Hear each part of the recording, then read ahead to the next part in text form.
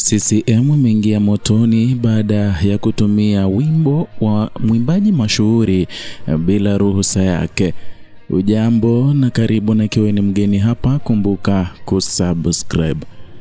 Dar es Salaam imechukua sura mpya ya mjadala wa haki ama haki miliki baada ya msanii maarufu wa hip hop Roma Mkatoliki kulipuka na kudai kuwa mdundo wake wa muziki umetumika kwenye mikutano ya kampeni ya Chama cha Mapinduzi bila idhini yake.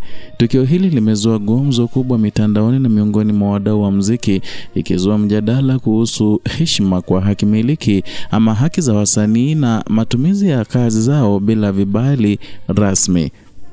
Roma amesisitiza kuwa hili si tukio la kwanza, akieleza kuwa ameshuhudia mara kadhaa beats zake zikichezwa kwenye shughuli za chama hicho bila makubaliano ya kimaandishi. Kulingana na msanii huyo, hatua hii ni uvunjaji wa sheria ya haki miliki na inamdhalilisha kama msanii aliyewekeza muda, ubunifu na gharama kubwa kuunda kazi hiyo.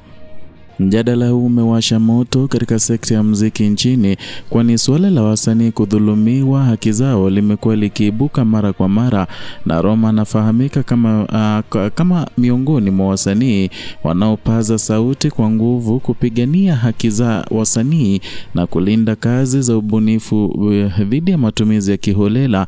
Hatua yake ya kutishia kuchukua mkondo wa kisheria imepelekea mashabiki na wanasheria wa masuala ya sanaa kujitokeza na kutoa maoni kuhusu umuhimu wa kulinda haki za wasanii ili kuwapa thamani wanayostahili.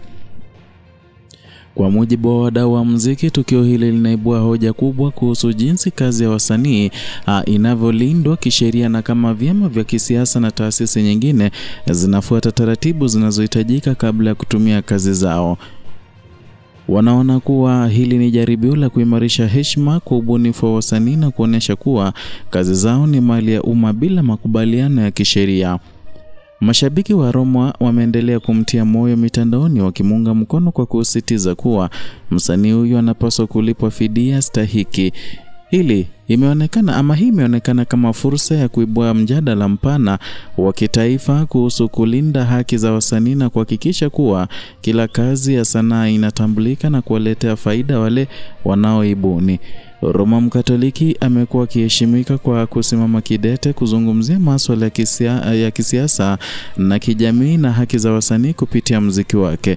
Tukio hili linamweka tena katikati ya mjadala wa kitaifa, ikisisitiza umuhimu wa kuweka mifumo thabiti ya kulinda kazi za wasanii ili kujenga tasnia yenye heshima na thamani kwa wabunifu wote.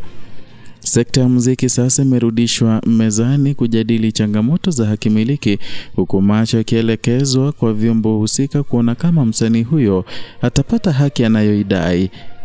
Na hapo ndipo tunafunga taarifa hii kutoka Kenyascope. Endelea kufuatilia chaneli hii kwa habari kali na mijadala mizito kuhusu burudani, siasa na jamii. Usisahau kusubscribe ili upate taarifa mpya kila mara zinapotufikia.